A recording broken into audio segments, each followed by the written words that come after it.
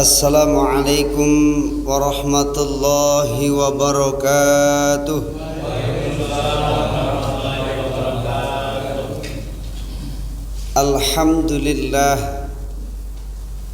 Alhamdulillahi nahmaduhu wa nasta'inuhu wa nastaghfiruh wa na'udzu billahi min syururi anfusina wa min sayyiati a'malina may yahdihillahu fala mudilla lahu wa may yudlilhu fala hadiya lahu. Ashhadu an la ilaha illallah wahdahu la syarika lahu wa ashhadu anna sayyidana wa nabiyyana Muhammadan abduhu wa rasuluhu la nabiyya ba'dah.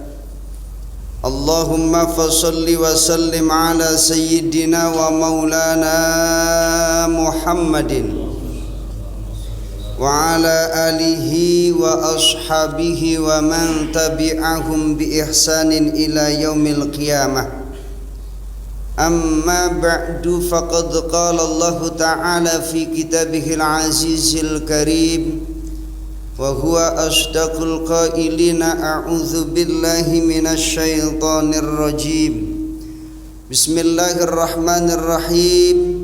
Ya ayyuhalladzina amanu ittaqullaha haqqa tuqatih wa la tamutunna illa wa antum muslimun. Wa qalat nabiyyu sallallahu alaihi wasallam, man salaka tariqan yaltamisu fihi ilman sahhalallahu lahu tariqan ilal jannah.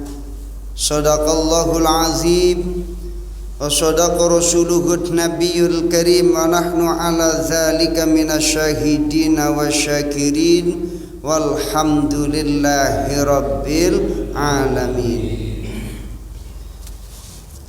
Yang saya hormati, yang saya muliakan, wabil khusus DKM Musalla Baitul Huda, para alim ulama, para guru, para kiai, para ustadz hujjaj, wabil khusus jamaah salat maghrib Musalla Baitul Huda yang dimuliakan Allah subhanahu wa ta'ala.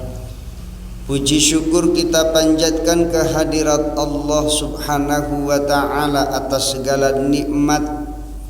Salawat salam kita sanjungkan kepada Nabi kita, junjungan alam Nabiuna Muhammad sallallahu alaihi wasallam beserta keluarganya, para sahabatnya, tabi'in, tabi'ut tabi'in, dan orang-orang yang senantiasa setia dalam mengikuti tuntunannya. Harapan besar kita kelak nanti kita mendapatkan syafaatul uzma di yaumil qiyamah. Amin ya rabbal alamin. Ma'asyiral hadirin jamaah yang dimuliakan Allah subhanahu wa ta'ala, kita awali talabul ilmi kita dengan membaca Ummul Quran suratul Fatihah liridaillahi wa li syafaati Rasulillah Sayyiduna wa maulana Muhammad ibn Abdillah wa ila hadrati wa nahususu sunitali fi riyadus shalihin min kalami sayyidil mursalin ta'lifu Syekhul Islam Muhyiddin Abi Zakaria Yahya bin Sharaf An-Nawawi nafa'ana Allah bihi min ulumihi. Al-Fatihah. A'udzu billahi minasy syaithanir rajim. Bismillahirrahmanirrahim. Alhamdulillahi rabbil alamin. Ar-Rahmanir-Rahim. Maliki yaumiddin. Iyyaka na'budu wa iyyaka nasta'in. Ihdinas siratal mustaqim. Siratal ladzina an'amta 'alaihim ghairil maghdubi 'alaihim waladdallin. Amin. Bismillahirrahmanirrahim. Kita masih pada bab berbuat lemah lembut terhadap anak yatim, kaum yang lemah dan fakir miskin. Kita masuk pada hadis yang kedua. Bismillahirrahmanirrahim. Wa an Abi Hubairah Aiz bin Amr al-Muzanni wa huwa min ahli bai'atir ridwan. Aiz bin Amr al-Muzanni dia termasuk salah satu min ahli bai'atir ridwan, salah satu di antara kelompok yang masuk ke dalam orang-orang yang beriman yang ikut bai'atur ridwan radhiyallahu anhu. Semoga Allah senantiasa memberikan keridhaan terhadapnya. Anna Aba Sufyan ata ala Salman wa Suhaibin wa Bilalin fi nafarin faqalu ma akhadhat suyufullahi min aduwillahi ma akhadhaha. Anna Aba Sufyan, sesungguhnya Abu Sufyan, beliau ini masih dalam kelompok orang-orang kafir Quraisy atau min kibarin Quraisy, pembesar orang Quraisy. Abu Sufyan saat itu ata ala Salman, dia datang kepada Salman wa Suhaib dan Suhaib wa Bilal dan Bilal fi nafarin, dalam satu rombongan. Abu Sufyan datang kepada Salman, Suhaib, Bilal dalam satu rombongan. Kemudian faqalu, Salman, Suhaib, Bilal berkata, ma akhadhat suyufullahi min aduwillahi ma akhadhaha. Pedang-pedang Allah tidak berfungsi semestinya terhadap musuh-musuh Allah. Ini perkataan daripada mereka. Maka faqala Abu Bakar radhiyallahu anhu, Abu Bakar ngomong, Abu Bakar bicara kepada mereka nih di kalangan kaum orang-orang yang beriman, yaitu Salman, Suhaib dan Bilal serta yang lainnya. Beliau berkata, ataquluna, apakah kamu berkata hadza syai' hadza li syaikhi Quraisy? Apakah kalian berkata ini terhadap tokoh, terhadap pembesar orang-orang Quraisy? Maka saat itu pun fa'atan Nabi sallallahu alaihi wasallam, Abu Bakar ketika negorlah, istilahnya negor kepada mereka nih, Salman, Suhaib, Bilal, terkait dengan apa yang diucapkan mereka terhadap Abu Sufyan. Abu Sufyan itu termasuk tokoh daripada orang Quraisy. Maka saat itu ditegur sama Abu Bakar, ataquluna hadza, apakah kamu bicara seperti ini li syaikhi Quraisyin wa sayyidihim, terhadap tokoh pembesar Quraisy. Fata Nabi sallallahu alaihi wasallam fa akhbarahu, maka kemudian Sayyidina Abu Bakar pun datang kepada Nabi sallallahu alaihi wasallam, fa akhbarahu, beliau mengkhabarkan terkait dengan apa yang terjadi. Faqala, maka Rasul pun bersabda, ya Abu Bakrin la'allaka aghdabtahum, wahai Abu Bakar, apakah ucapanmu yang tadi membuat mereka itu marah kepada engkau?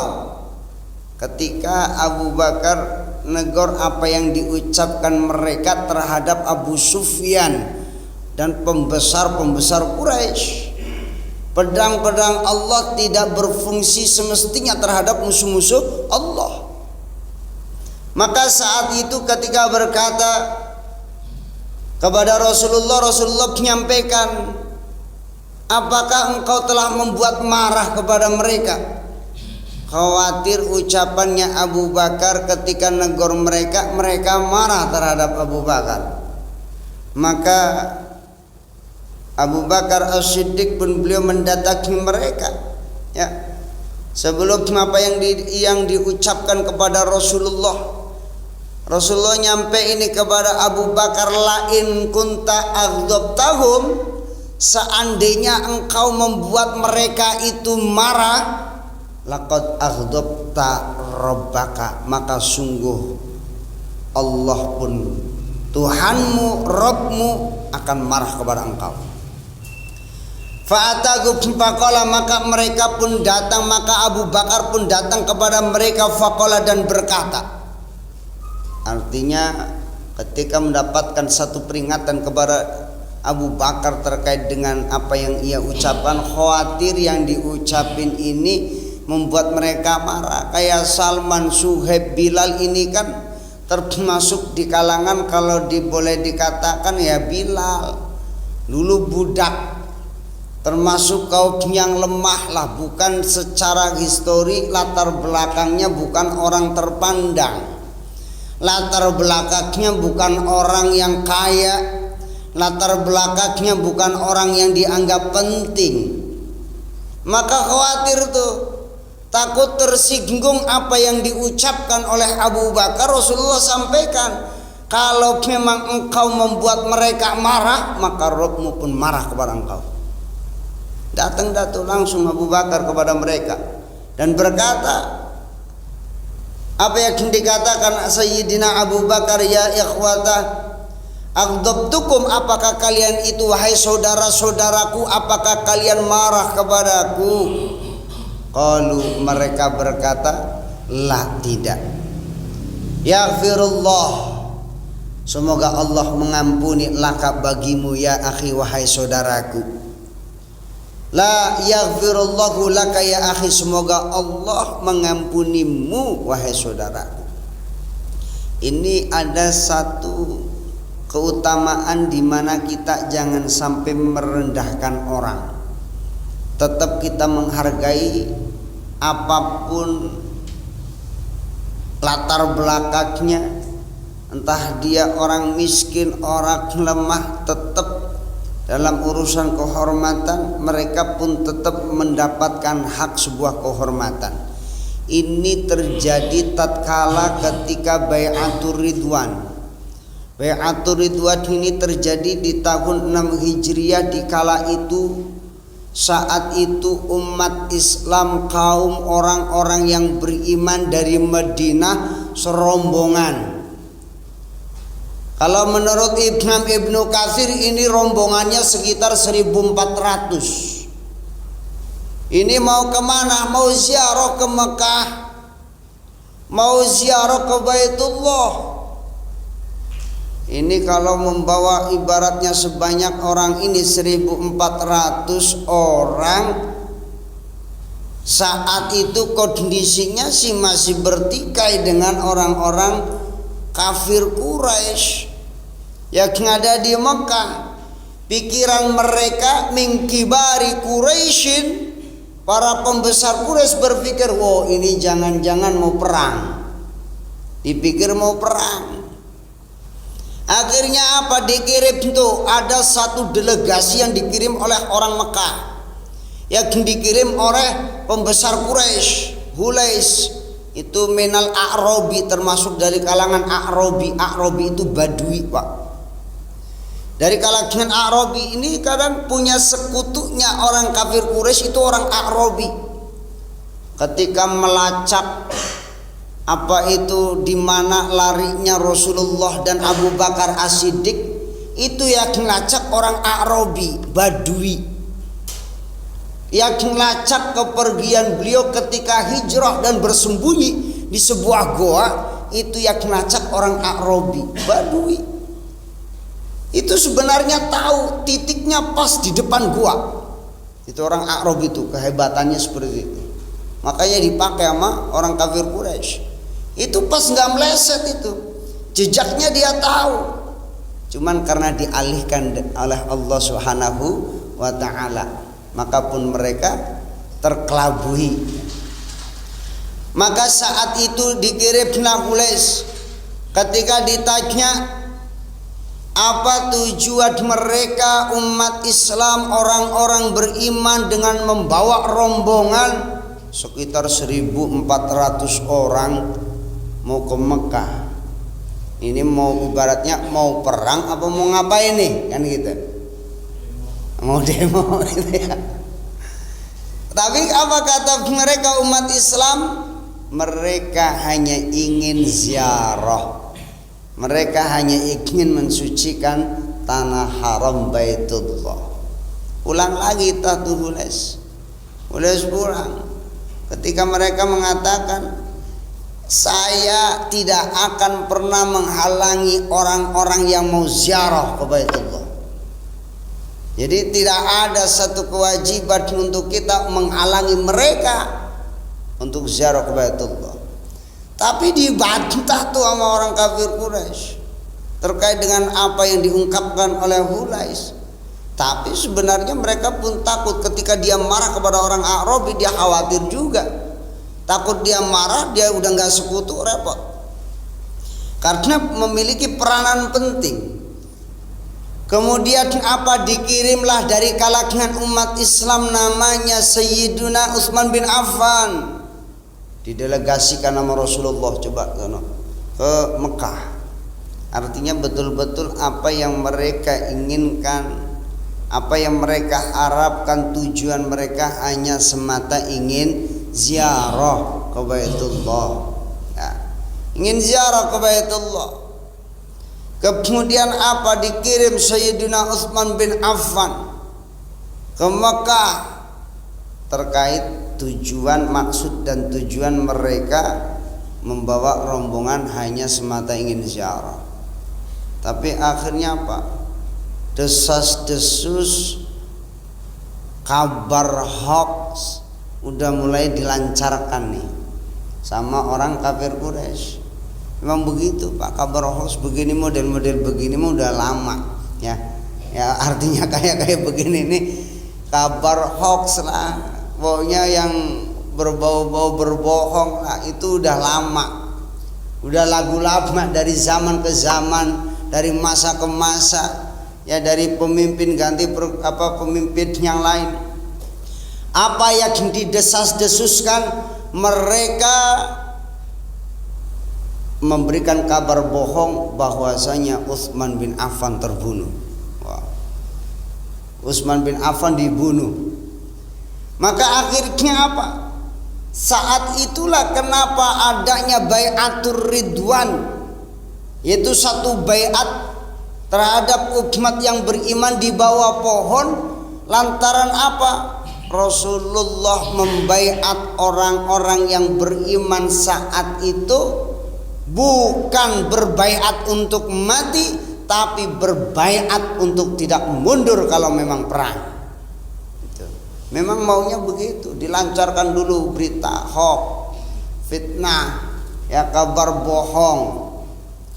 Makanya apa yang disampaikan oleh Salman Suhaib Bilal kepada Abu Sufyan itu, ma'akhadhat suyufullahi min aduwillahi ma'khazaha.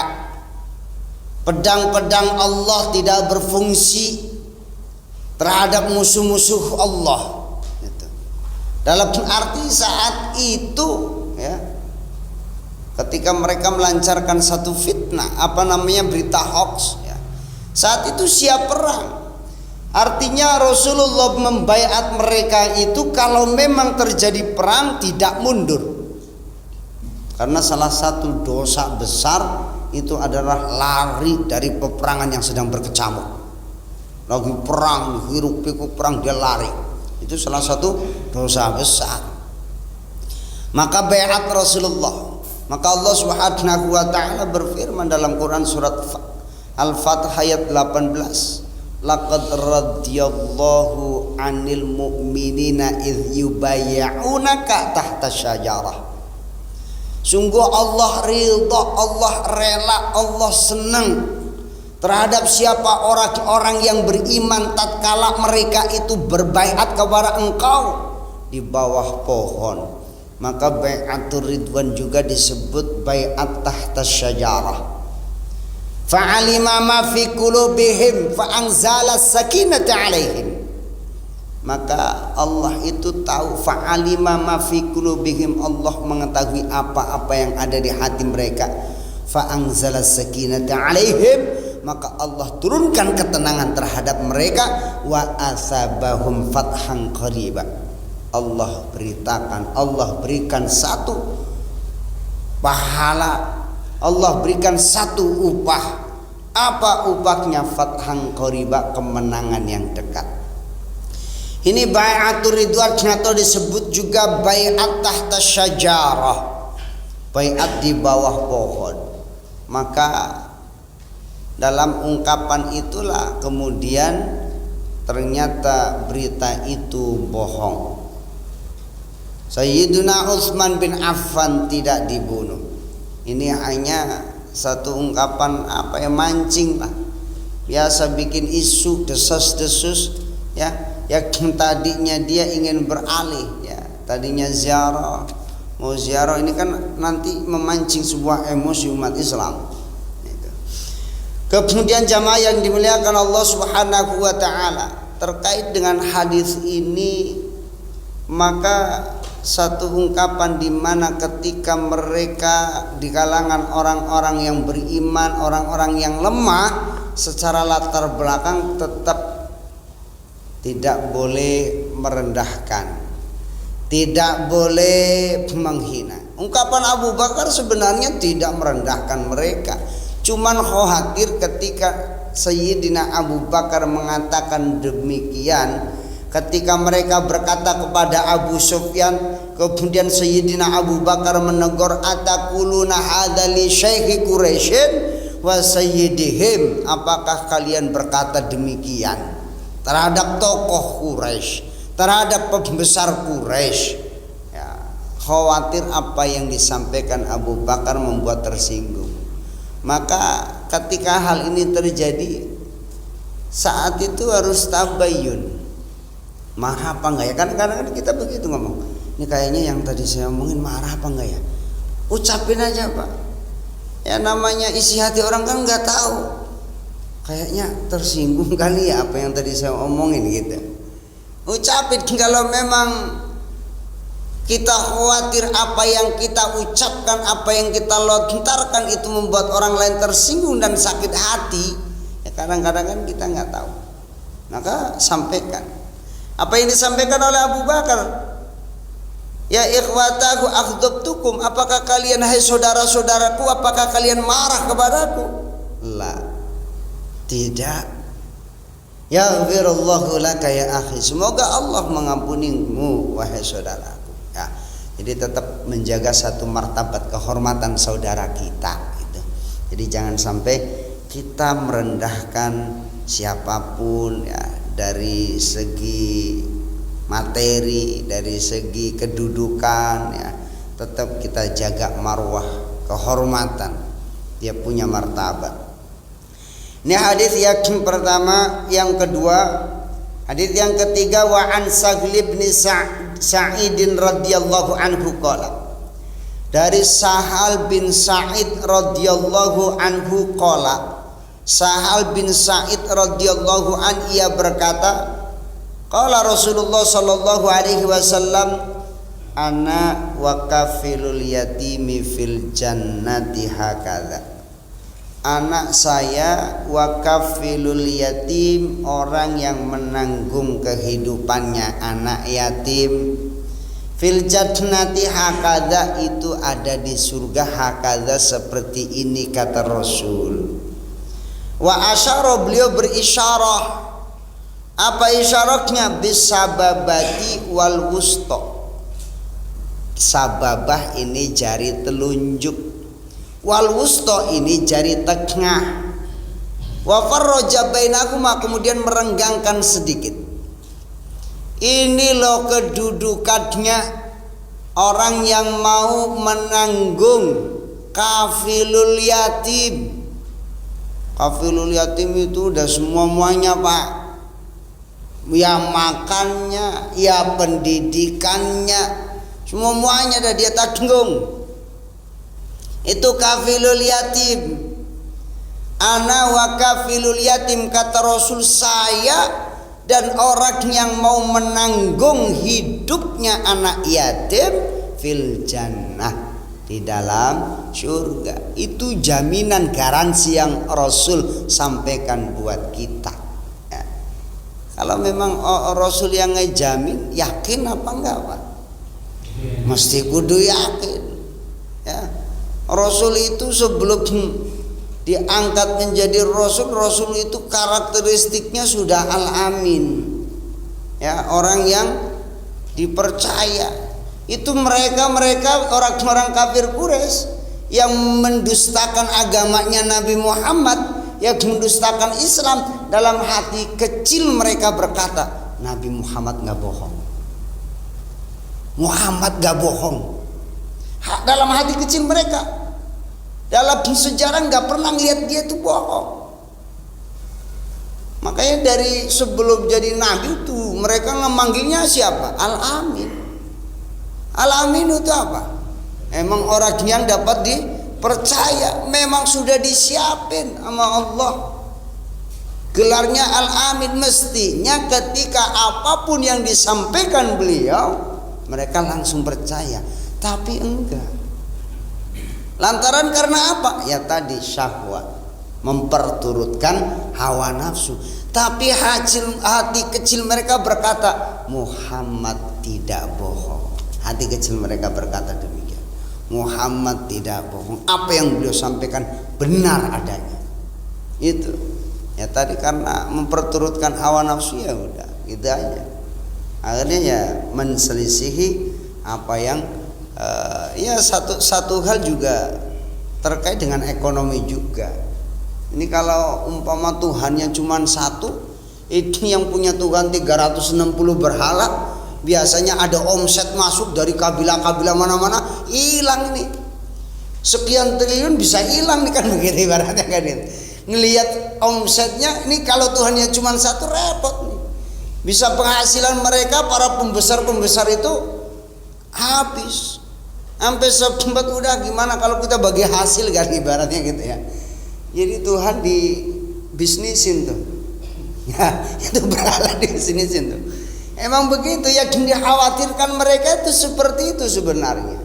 Kalau dalam hati kecil mereka tidak pernah mendustakan Rasulullah Sallallahu Alaihi Wasallam. Lantaran tadinya khawatir apa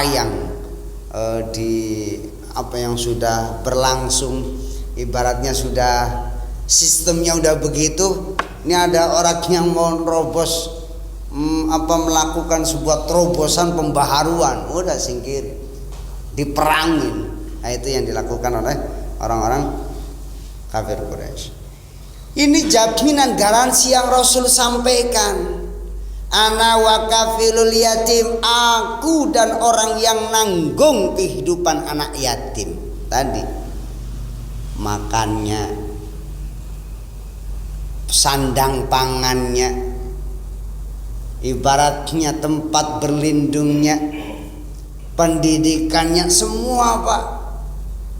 Jadi kalau nggak mau nanggung ya, kalau kita pengen nyantunin anak yatim gitu ya, nggak mau nanggung, ya udah sekalian kawinin ibunya gitu ya. Artinya apa, sekalian ditanggung gitu. Namanya menikahi Ummul Aiman, apa namanya, menikahi ibunya anak yatim. Yang mana? Ya kompromi aja gitu kan.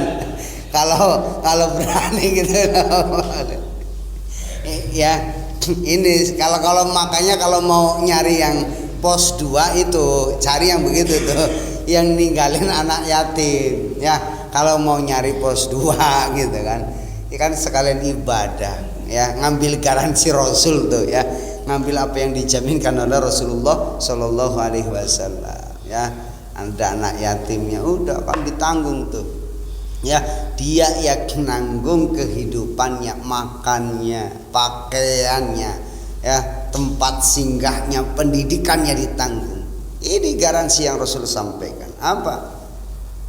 Fil jannah, di dalam surga bersama siapa? Rasulullah. Ana wa kafilul yatim fil jannah, aku dan orang yang nanggung anak yatim di surga, ya, bareng-bareng.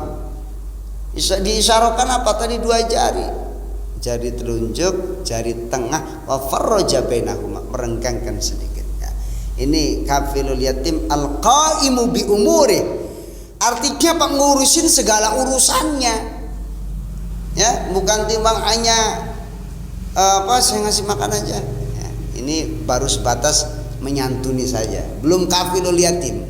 Ya, baru sebatas menyantuni anak yatim, belum masuk ke dalam ranah kafilul yatim. Jadi kalau mau menaik tingkat tadi kafilul yatim ditanggung semuanya. Hadis yang keempat, wa an Abi Hurairah radhiyallahu anhu qala. Dari Abu Hurairah radhiyallahu anhu ia berkata, Rasulullah sallallahu alaihi wasallam qala, Rasulullah sallallahu alaihi wasallam, Rasul sallallahu alaihi wasallam beliau bersabda, kafilul yatimi lahu aw li ghairi. Orang yang nanggung anak yatim lahu, apakah anak yatimnya itu dari kalangan kerabat, apakah itu cucunya, apakah itu anak saudaranya, ponakannya, sepupunya. Kafilul yatimi lahu dalam arti orang yang disebutkan anak yang ditinggal dan masih ada hubungan kerabat. Yatiman dza makrobah, anak yatim yang masih memiliki kekerabatan. Apakah cucunya, ponakannya, ya, ataukah anak pamannya, ini masih kekerabatan. Auli ghairihi, atau anak yatim yang memang tidak ada hubungan sama sekali secara nasab, nggak ada hubungan kekerabatan. Wa ana wa huwa kahataini fil jannah. Ini dalam riwayatnya Abu Hurairah, ana wa huwa kahataini fil jannah. Sama dalam redaksi yang berbeda. Anak saya wa huwa, dan dia. Siapa dianya? Kafilul yatim, yang mau nanggung anak yatim, kahatain seperti ini. Wa asyara rawi, ya, wa huwa Malik bin Anas. Itu perawi meriwayatkan, mengisyarahkan bahwa Rasulullah berisyarah bis sababati wal wusta. Ini dalam redaksi yang berbeda, ya, dari redaksi yang pertama, hadis yang ketiga tadi. Jamaah yang dimuliakan Allah, wa qaluhu sallallahu alaihi wasallam al yatim lahu aw li ghairihi maknahu qaribuhu awil ajnabiyyu minhu. Jadi kalau al yatimu lahu, kafilul yatim, al yatimu lahu, anak yatim baginya adalah anak yatim za makrobah tadi, yang memiliki kekerabatan. Aw li ghairihi maknanya al ajnabiyyu minhu, orang lain, entah anak siapa, ya, artinya secara nasab, secara kekerabatan tidak ada hubungannya. Sama kedudukannya, sama. Apakah nanggung hidupnya anak yatim yang masih kekerabatan atau yang bukan ada kekerabatan, ya. Sama apa yang dijanjikan oleh Rasulullah sallallahu alaihi wasallam. Terus mana yang lebih didahulukan? Kalau secara dahulu, ya bagi kita, ya, salah satu kita untuk memenuhi kewajiban kita sebagai saudara, menyambung tali silaturahim, ya, berarti terhadap zamak roba. Kalau bisa semuanya. Kalau kemampuan kita terbatas, mana yang didulukan? Za makrobah, yatiman za makrobah, anak yatim yang memang masih ada hubungan kerabat dengan kita. Tuh, ya. Maka ini yang lebih didahulukan. Fal qarib mislu an takfulahu ummuhu aw jadduhu aw akhuhu aw ghairuhum min qarabatihi. Ya, Fal qarib ya mislu, yang menanggung ibunya, kakeknya, saudaranya atau yang lainnya min qarabatihi, dari kerabat-kerabatnya. Jamaah yang dimuliakan Allah Subhanahu wa taala, sampai di sini ada pertanyaan sekarang.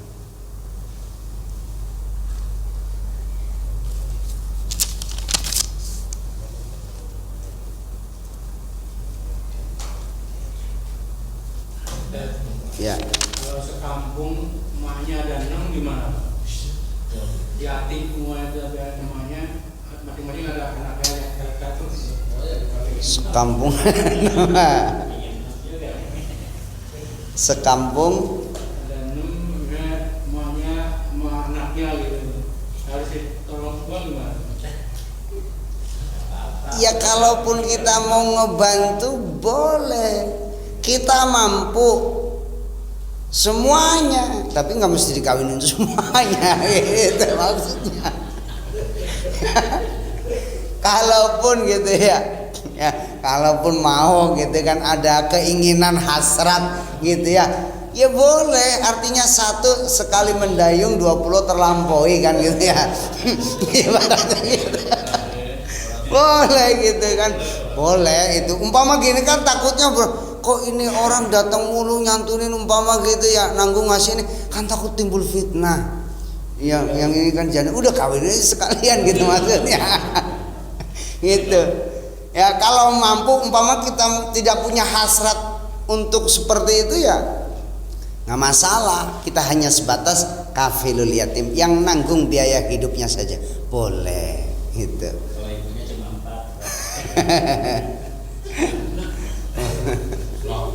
4. Yang lain waiting list gitu ya. Gitu. Jadi kalau mampu ya kita santunin semua gitu. Jadi kalau mampu. Kalau nggak mampu ya sebatas kemampuan kita gitu.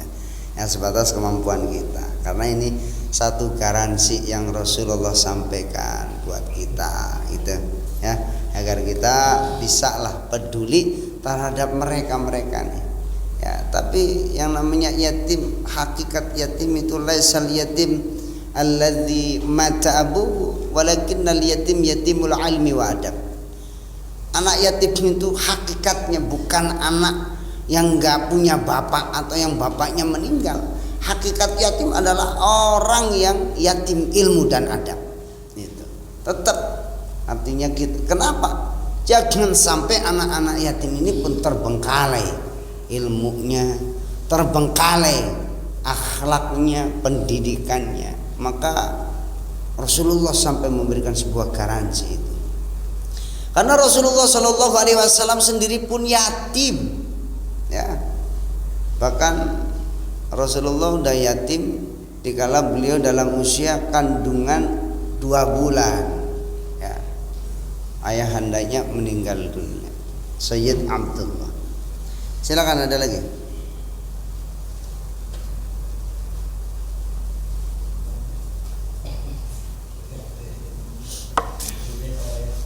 Rasa ya mas, rasa lagi. Oh mas, berapa sih? Oh 4 menit masih lumayan 4 menit ya. Kita lanjut hadisnya. Hadis yang kelima, wa anhu, dan dari Abu Hurairah pula qala, beliau berkata, sama dalam riwayat dari Abu Hurairah, qala Nabi sallallahu alaihi wasallam, Nabi sallallahu alaihi wasallam bersabda, laisal miskin, tidaklah dikatakan orang miskin, laisal miskinul ladzi tarudduhu, bukanlah orang miskin.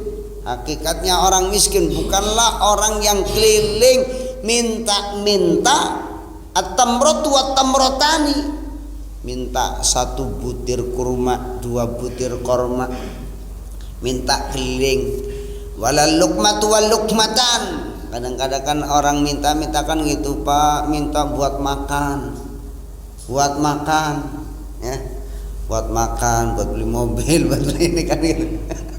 Ya, ini yang dikatakan laisal miskinul ladzi tarudduhu, bukanlah orang miskin yang keliling minta-minta, harap belas kasih orang, ya minta at-tamratu wat-tamrotani wal luqmatu wal luqmatani, hanya berharap 1 butir 2 butir suap 2 suap ya. Innamal miskinul ladzi yata'affaf, artinya hakikat miskin ya biar kata dia miskin nggak punya apa-apa, tapi diharapkan dia punya rasa iffah. Apa iffah? Harga diri, kehormatan. Jangan sampai minta. Karena apa? Al yadul ulya khairum minal yadis sufla. Tangan di atas lebih baik daripada tangan di bawah. Artinya Rasul menganjurkan kepada kita biar kata kita hidup susah, biar kata kita makan juga susah, ya penghasilan seret susah, tapi sebisa mungkin kita mampu untuk tidak minta-minta. Adapun kalau memang ada orang minta-minta, ya apa yang kita lakukan? Wa ammasaila fala tanhar. Apa sikap kita terhadap mereka orang yang minta-minta? Jangan bentak, jangan berlaku kasar. Tapi Rasul anjurkan kita biar kata hidup susah jangan sampai kita minta-minta. Harus berbuat iffah, jaga kehormatan, harkat, martabat dirinya. Gitu. Baik jamaah yang dimuliakan Allah Subhanahu wa taala, ini saja yang bisa saya sampaikan. Mudah-mudahan ada manfaatnya khususnya bagi saya pribadi dan jamaah sekalian. Harapan besar kita senantiasa menjalankan taat ibadah kita kepada Allah Subhanahu wa taala sesuai dengan tuntunan baginda Nabi kita Muhammad sallallahu alaihi wasallam. Wa fi riwayatin fi sahihain wallahu a'lam bissawab. Kita tutup dengan membaca doa kafaratul majlis. Subhanakallahumma wa bihamdika asyhadu an la ilaha illa anta astaghfiruka wa atubu ilaik. Hadanallahu wa iyyakum ajma'in. Wassalamu alaikum warahmatullahi wabarakatuh.